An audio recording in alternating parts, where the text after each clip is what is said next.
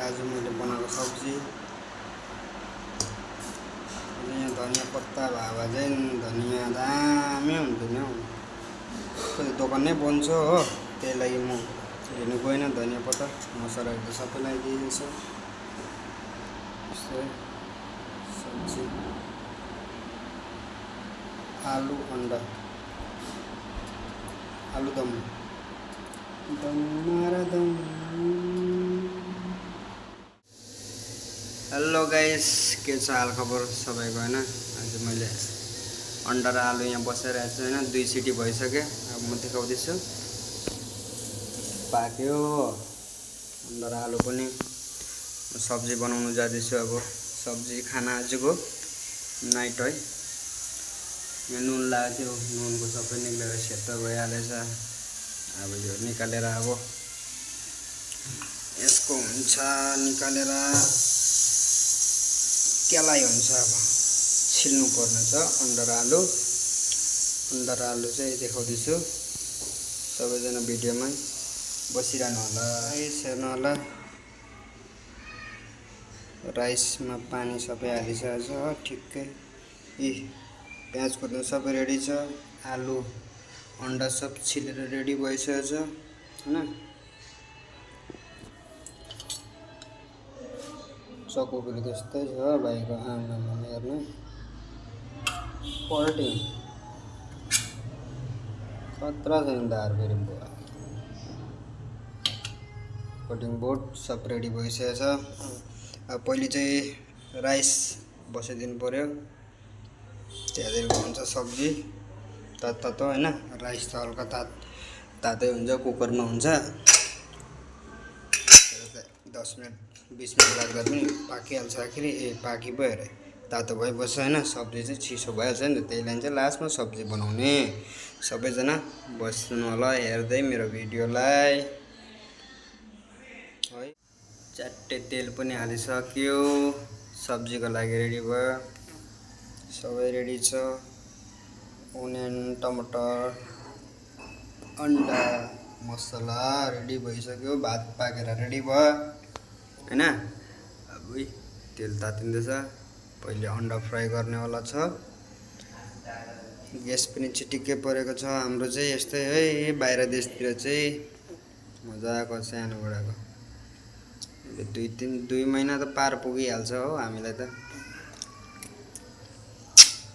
बेसी पकाउनु पर्ने हैन। कोही बेला पकाए बेच्दैछ त म बाहिरबाटै ल्याउँछु खाना हैन। यस्तो हो सानोबडाको चिटिक्कै। अब ओनियन हालिदिनु पर्यो। के भन्छ अन्डा चाहिँ फ्राई गरिदिइहाल्नु पर्छ। अन्डा फ्राई गरेर चाहिँ मलाई दामी लाग्छ। अन्डा फ्राई गरेर पकाएको चाहिँ अब कोकोलाई राम्रो लाग्छ लाग्दैन, मलाई त राम्रै लाग्छ। फ्राई गरेर चाहिँ मलाई मनपर्छ बेसी जस्तो। अन्डा फ्राई हुँदैछ।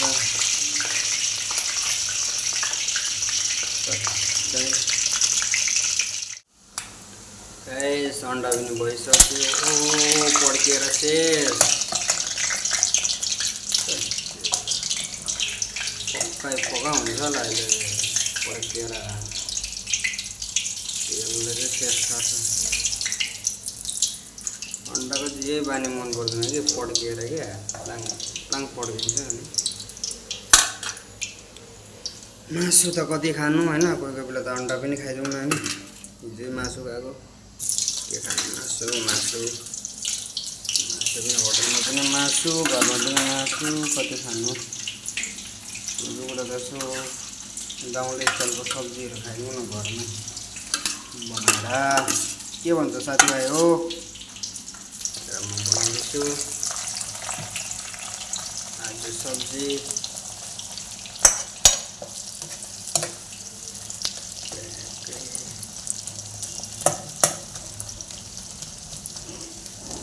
मजाले प्याज पाक्नु पर्यो। मजाले प्याज पाक्नु। हल्का ब्राउन भएर चाहिँ क्या हल्का अनियन सटिस गरेर चाहिँ त्यहाँदेखिको चाहिँ हाल्नु पर्यो। मसला ससला हल्का बढाइदेऊ न। यस्तो हो साथीभाइ हो बाहिर देशमा चाहिँ के भन्नु,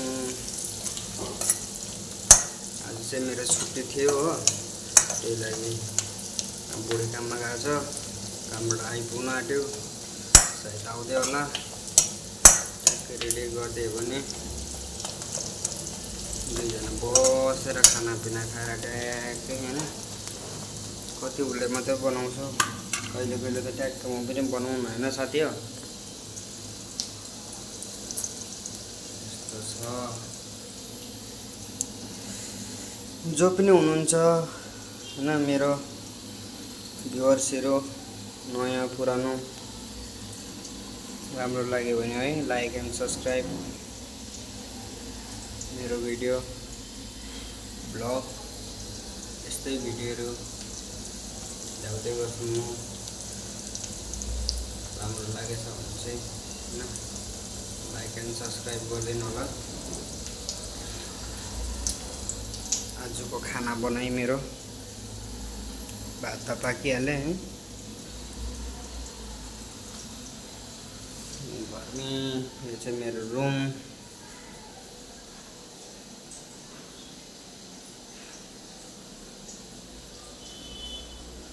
यस्तो छ हाम्रो रुम।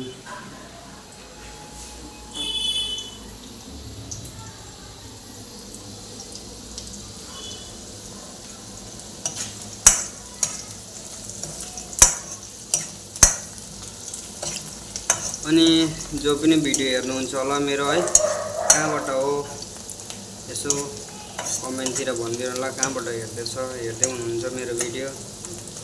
राम्रो लागेछ भने चाहिँ नबिर्सिकन लाइक एन्ड सब्सक्राइब है, त्यो छेउमा बेल आइकन हुन्छ त्यसलाई पनि दबाइदिएर मेरो भिडियो पहिला नै तपाईँकोमा आउनेवाला छ, आउनेवाला हुन्छ, त्यो दबाइदियो भने चाहिँ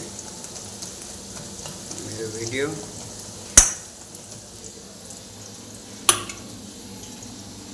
सबैलाई होइन, सबैलाई नै सपोर्टको जरुरत हुन्छ, मलाई पनि सानो सपोर्ट चाहियो तपाईँहरूको, केही त हुँदैन होला है। लाइक एन्ड सब्सक्राइब गर्दा हेर्नु होला है। म लाउँदैछु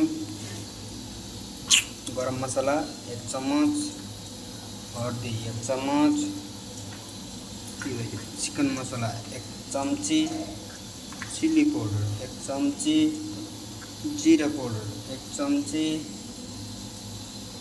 हल्का हर्दी लगाइदिउँ, धनिया त सकेछ नि, हल्का गरम लगाइदिउँ, चिली पाउडर पनि हल्का, मसलाको भयो है। अब हल्का सडिस गर्नुपर्छ, मसलालाई पनि पाक्न दिनु पऱ्यो नि हल्का, नत्र होइन बङ्गै मसलै गनाउँछ है साथीभाइ हो। मसला चाहिँ पकाएन भने मसलालाई चाहिँ हल्का पकाउनु पर्छ, चट्टै मसला पकाएर चाहिँ ट्याक्कै है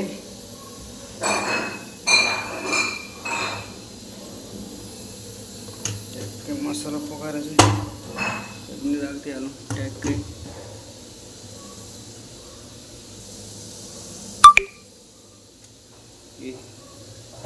डल्ले खुर्सानी गाउँबाट आएको है, यो चाहिँ डल्ले खुर्सानी गाउँबाट मगाएको। यो थुक्पा पनि आइरहेछ गाउँबाट, हिजो अस्ति साथीभाइहरू आएको थियो है, गाउँको साथीभाइहरू, के घरमा पठाइदिएछ आमा बाबाले। छोरा बुहारीलाई गाउँको कोसेली भनिदेऊ न, अब ट्याक्क नमक लगाइदिउँ, च्याट्टै लगाएर चलाउनु पर्छ। लताक लुतुक हुन्छ है टमाटर पाकिसक्यो, प्याज भित्र टमाटरलाई पाक्न दिनुपर्छ।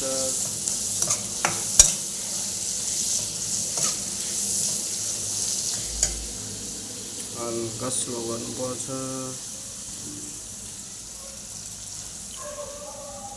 नुनले पनि नपुग्ला जस्तो लाग्यो, हल्का हालिदिनु पर्यो ट्याक्कै। अब त पुग्छ होला नि नुन।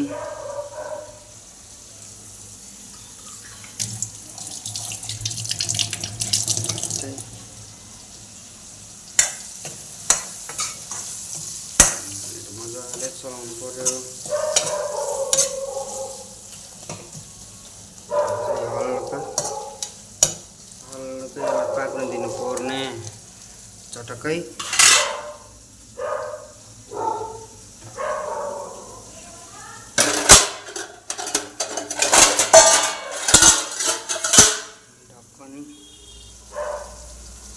अहिले नलाउनु एकछिनमा लगाउँदा हुन्छ।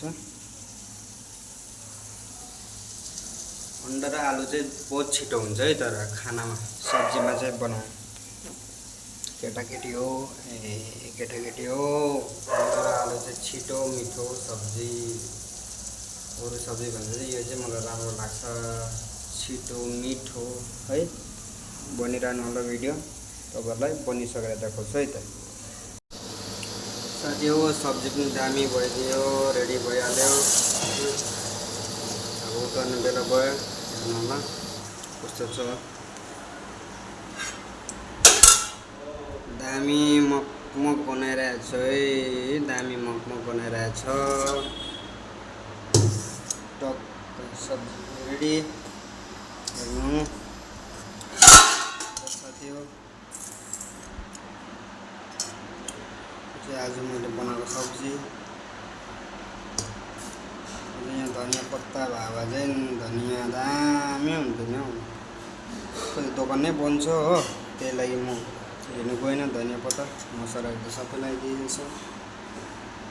यस्तै सब्जी आलु अन्डा आलुदम दम।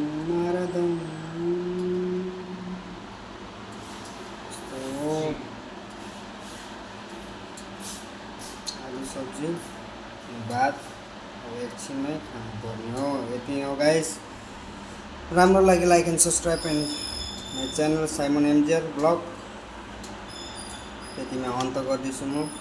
हेरिरहनु होला सबैजना, बनिरहनु होला मेरो भिडियोमा,